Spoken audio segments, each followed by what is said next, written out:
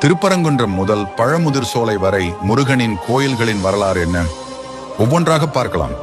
திருப்பரங்குன்றம் முருகனின் 6 படை வீடுகளில் முதலாவது படை வீடாக திகழ்வது. இங்குதான் முருகன் தெய்வானையை திருமணம் செய்து கொண்ட நிகழ்வு நடந்ததாக புராணங்கள் தெரிவிக்கின்றன.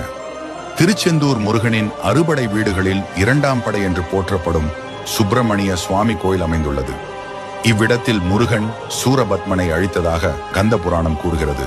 பழனி முருகனின் 3ஆம் படை வீடாகும்.